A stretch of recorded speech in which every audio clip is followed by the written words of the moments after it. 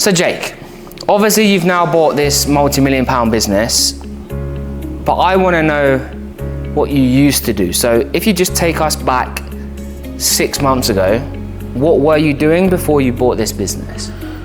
So 6 months ago, I was a window fitter. I had to work 60 hours a week. I managed a small property portfolio. Yep. And that was just to get a little ahead of everybody else, but there was a lot of time for very little reward in that. So you had to put a ton of your time in to not get much money back, and you have a family, right? Correct, yeah. So how often do you see your kids and your family when you were doing that? It was late nights. I used to do the bath times and bedtimes, and then I'd be gone again before breakfast and morning times. So basically it just kept you from your own family. Pretty much, yeah. So you were a window fitter, you worked a ton of hours a week. You also had a property portfolio, which everybody especially online, wants to sell you as the dream. But as we both know, it's not. It's great to build like probably wealth over a very long period of time. So like capital gain, but to make cash flow from that fast is very, very hard, if not probably impossible, right? Correct, yeah. So then you used to just be like just a normal bloke, I'd say. Normal bloke. If I didn't have my kids at a weekend and they were with the mums, I'd go and play football on a Sunday and then go to the pub with lads. What does go and sup mean for the people that are watching this video? Going to a pub. So, sorry, this guy has a very strong northern accent from the UK. So what he actually said was he used to play football and then go to the pub and have drinks with his friends.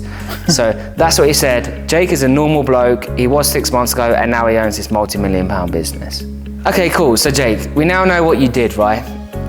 But now let's talk about what you've bought. Before you bought this business, did you know, and I'm correct in saying it's a distribution company and you distribute roofing material and accessories, right? Right, yeah. Did you know anything about, number one, distribution companies, number two, roofing material, and number three, how to run it? Paul, I know nothing, mate. I know nothing, but I didn't need to. Why?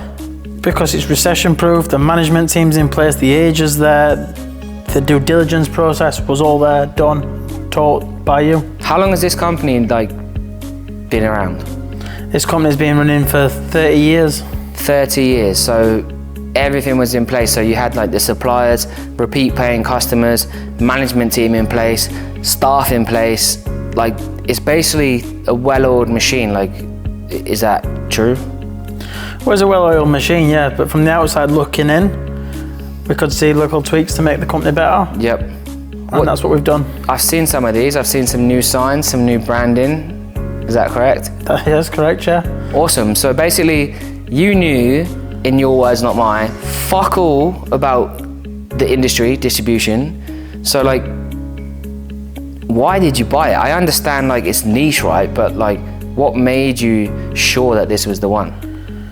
The surefire thing was it's been running 30 years. That's the main point. It's been running 30 years. The structure, the team is all in place. Like you said, it does the job itself.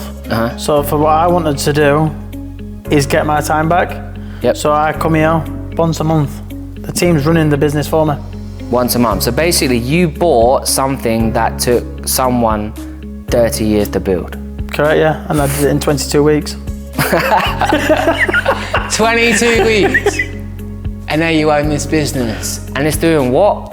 400,000? £455,000 a year. After tax? After tax. Fucking incredible. There we go, ladies and gentlemen.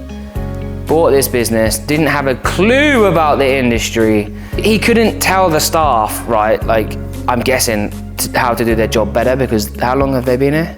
The staff have been here since I was at school. Cool. So you quickly learned basically that you're pointless being here. You're better off working on the business from somewhere else rather than being in here. So what would you say to anybody that has a fear of like, oh, do I have to understand the industry? Don't matter as long as you find the right business.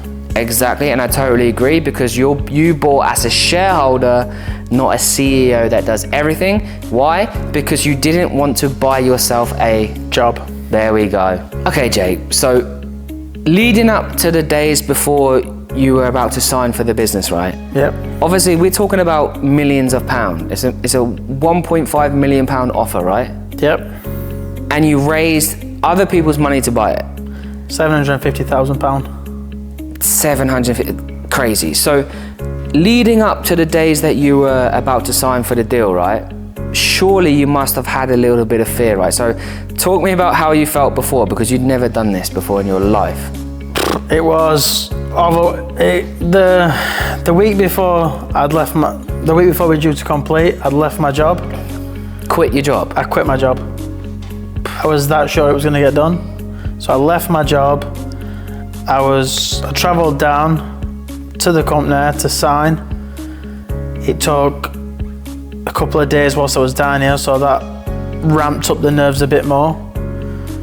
But all the while, I spoke to you, I spoke to Ken, and we just managed it to the end of the week where we signed and completed, and a weight were lifted of the nerves.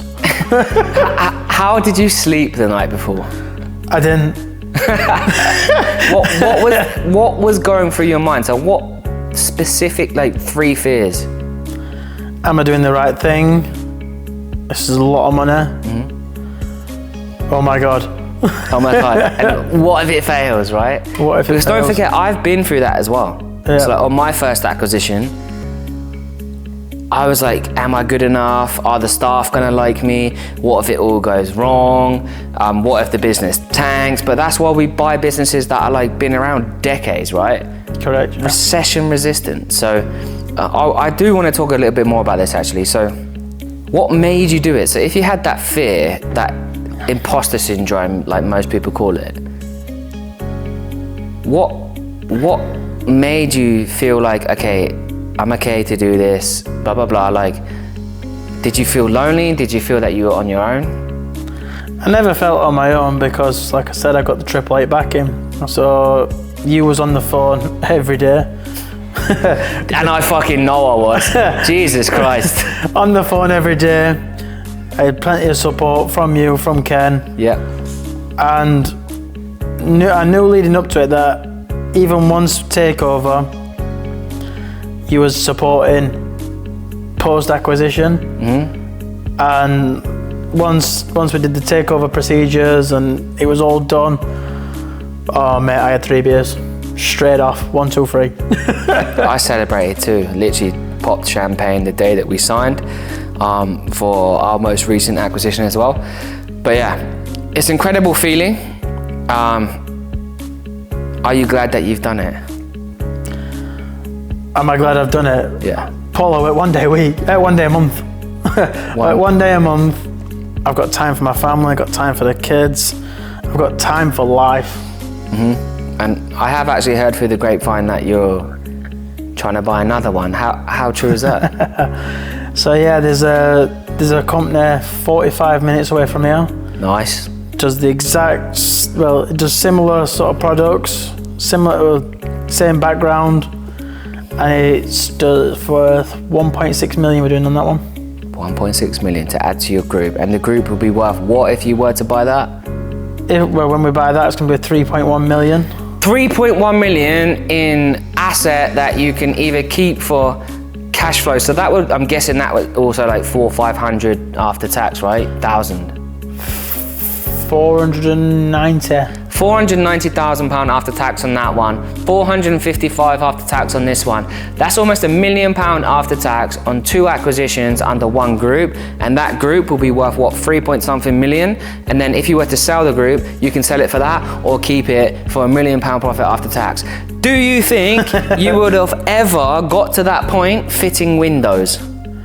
Mate, no. I could fit 1 million windows and never get near that. Absolutely fucking not. Let's go. Okay, Jake, so you bought this business for £1.5 million, right? Yep. I'm guessing as a window fitter, albeit working 60 hours a week, so it's quite a lot. Even on overtime, at double time, you wouldn't be able to put 1.5 million in a suitcase, right? I mean, I could work overtime on bank holidays, double pay a lot. No.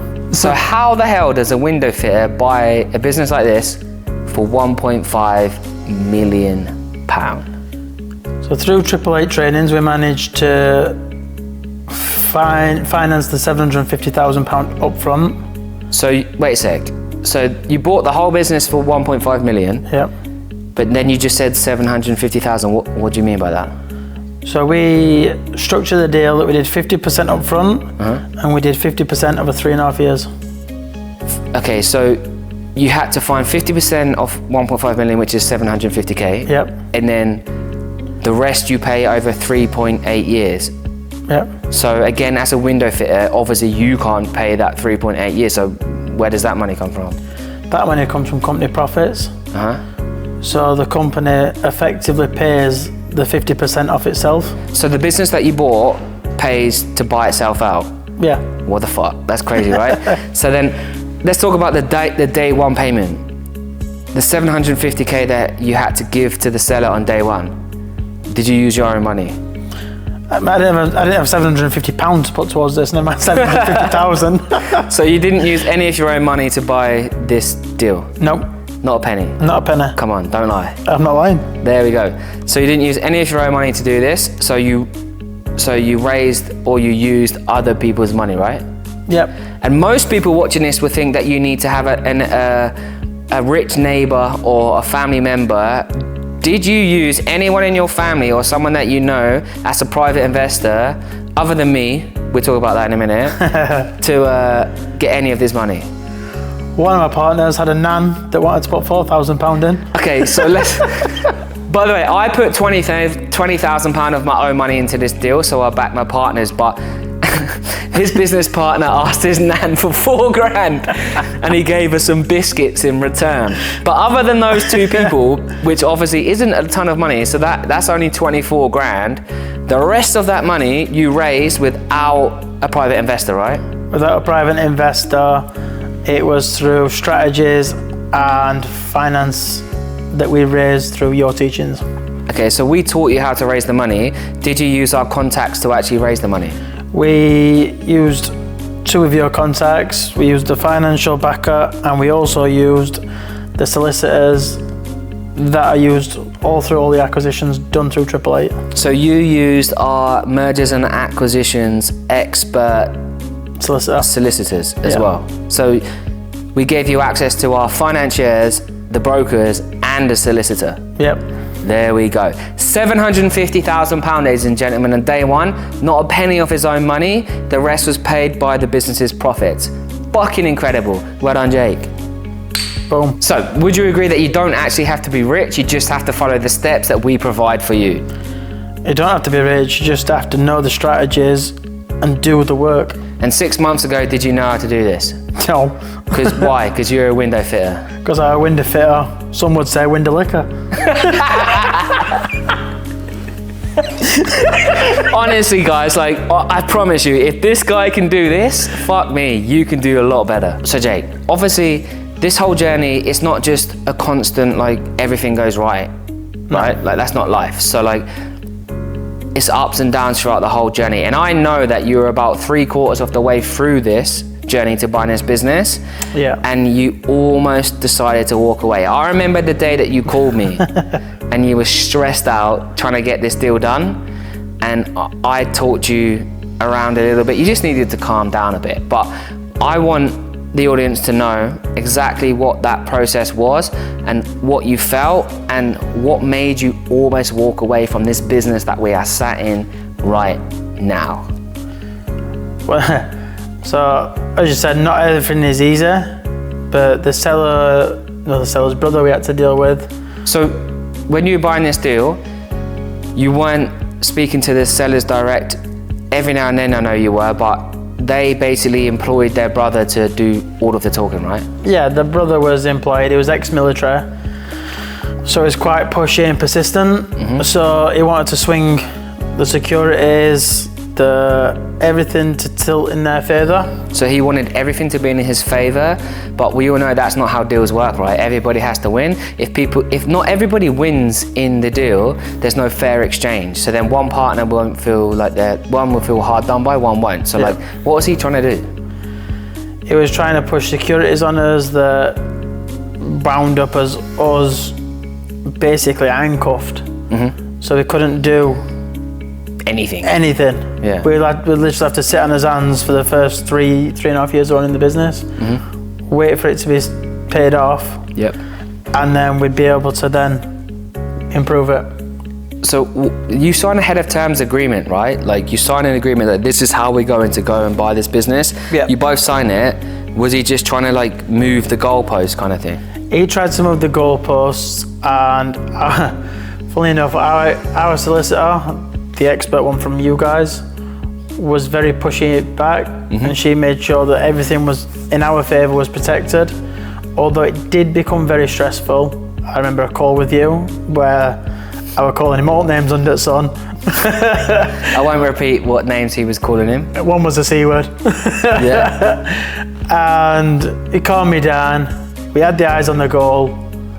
And we just trusted that the solicitor and the accountants would get the job done how we wanted. Well, that's the beauty of working with people that have done it before, right? And as we all know, my business partner, Ken Mack, the co-founder of 888 Club, has done over $100 million worth of acquisitions inside and outside the UK.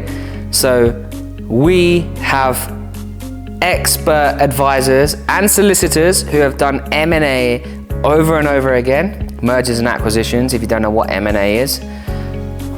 And you were using and leaning on her expertise to get what you wanted, right? Pretty much, yeah. And she did it amazingly. Cool. So obviously you're a window fitter. You had this big dream, this big goal. I mean, I'm still amazed sitting in here, and there's something about factories that I love. It just looks great, right? It just reminds me of hard work. Not if you're the shareholder, for the staff. But what kept you going then? So because he was being a bell end, shall we say?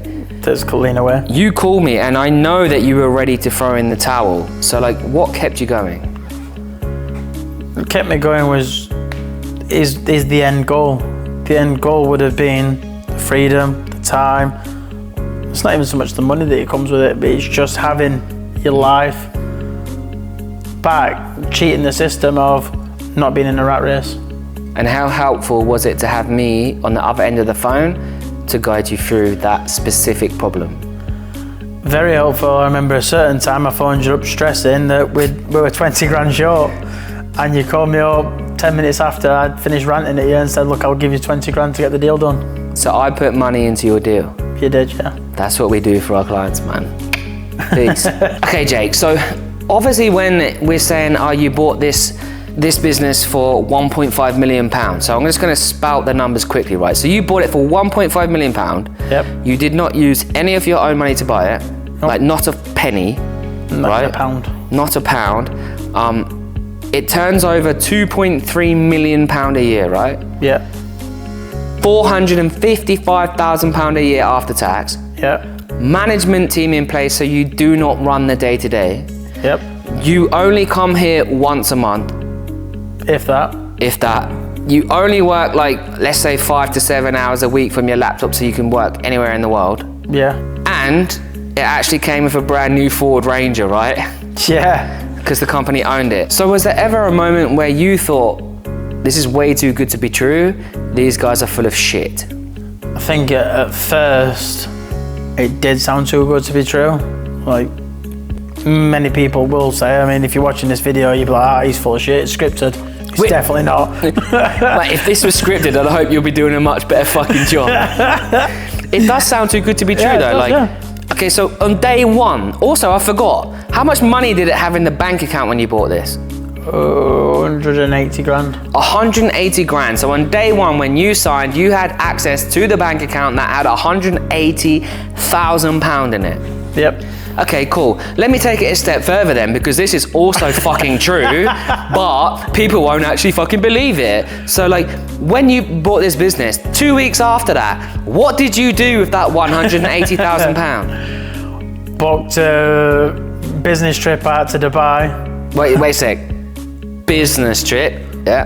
Business trip to Dubai through the company to come and do a business call, a business meeting.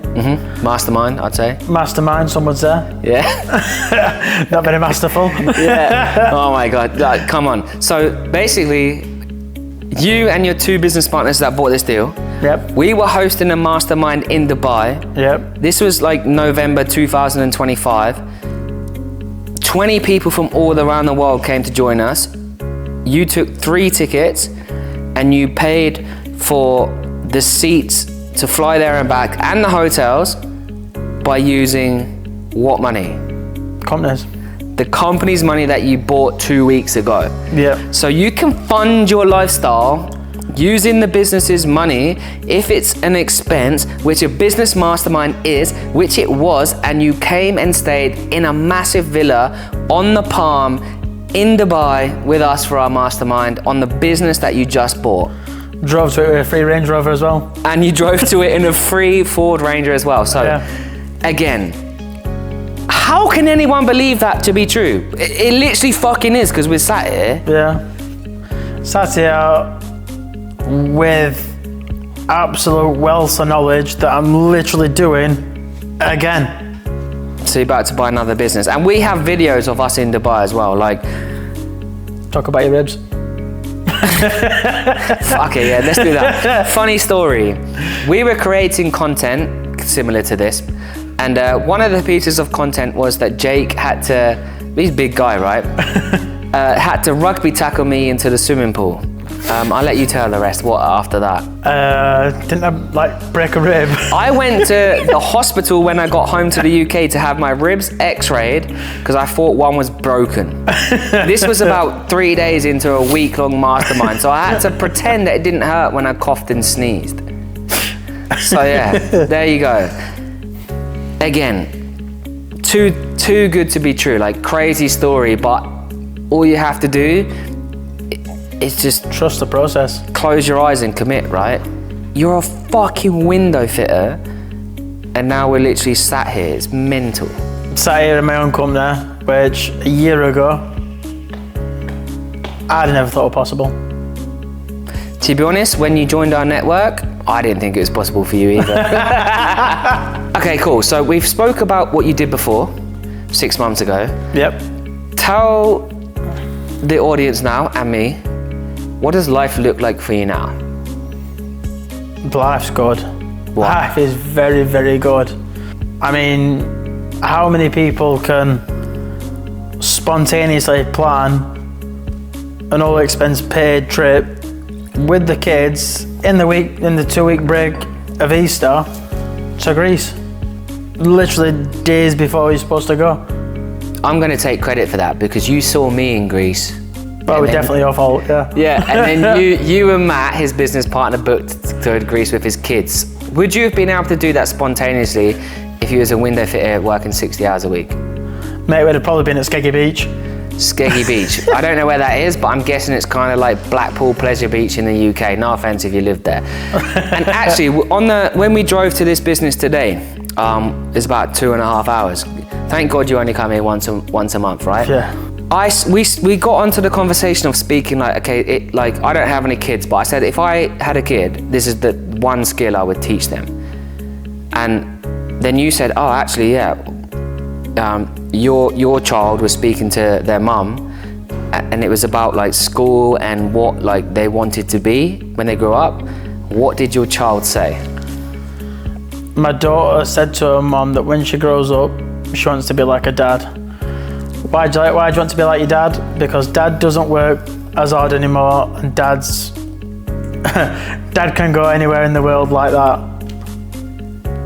Forgetting the money, forget the time freedom, forget becoming a millionaire overnight, forget having 180k in the bank. Hearing your child say that they want to be like daddy and do what daddy does How does that make you feel? Proud. Huh? Definitely proud. Proud that the hard work and the suffering and the stress and the sleepless nights leading up to completion was all worth it. And that story was actually true, and it happened on the car on the way down today. About 4 hours ago. Literally. So, what do you do in your spare time now, other than like annoy me with WhatsApp messages? What do you do then to fill up your time? Because I know what you're like now. You're not a man to just do nothing. I'm not gonna lie and say, go to the gym, look at me. I'm not one of them fitness ones, but what I will say is I do life to my own leisure. If I want to go on a day trip with kids, I'll go on a day trip with kids. If I wanna, I've just got back from Benidorm. I went on a 4-day lads holiday. I literally do life to my leisure, what I wanna do, when I wanna do it.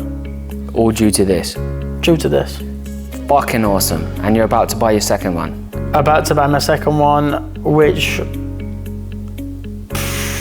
I don't even know how significantly better my life's gonna get. And ladies and gentlemen, this is with the money that we raised. You have to raise debt. So even the company affording the debt, he's still living the life of freedom with the debt. When the debt is paid off, you're talking 455k available to the shareholder to draw down as dividends if you want to.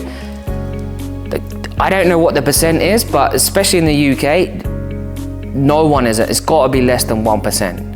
We're in the very, very top tier of percentage once the debt's paid in now just over 2.5 years. And you're a young man. You're what, 32? 32. So by the time you're like 50, you will be I'm gonna say like I reckon you'll have tens of millions. Like you'll be crazy. Mate, if I'm not, when I'm gonna say 45, because by 50 I'm gonna look shit. By the time I'm 45, I at least wanna be popping a bottle on a yacht. I'd like to say Dubai, but it might be blown up by then. But it's also something to like leave for your kids, right? Oh, definitely. My kids are gonna know how to do it. They're not gonna get given it.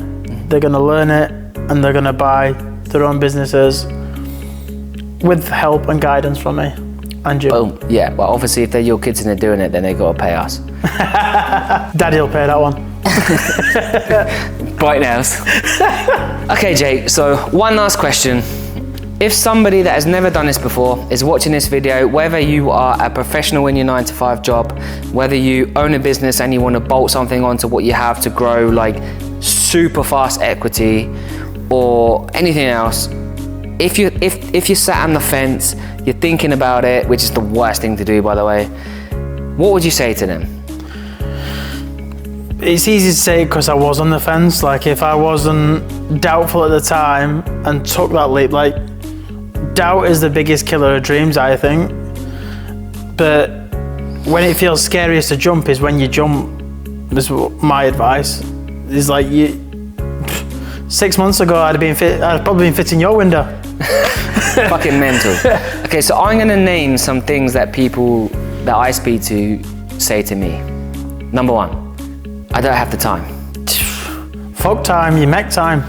I mean, when I first signed up, I finished my work schedule, I'd put my kids to bed, and I'd spend an extra hour or 2 at night putting that time and effort in. So you were working 60 hours a week, a property portfolio, and you still found the time? Yeah. By the way, you only need around 1 hour a day to do this, because it's a process, right? Yeah. Cool. So that's I don't have the time. Okay, cool.